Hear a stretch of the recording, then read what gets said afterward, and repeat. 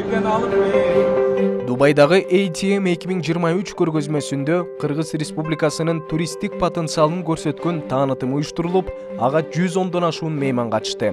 Ал жерде фонддун вице-президенти Кайрат Итибаев Кыргыз Республикасынын туризм тармагынын мүмкүнчүлүктөрү жөнүндө айтып берип, потенциалдуу өнөктөштөргө инвестициялык долбоорлорду сунуштады. Алдыда дагы 2 иш-чара бар. Бул арада Кыргыз Республикасынын улуттук павильону өз ишин улантып жатат.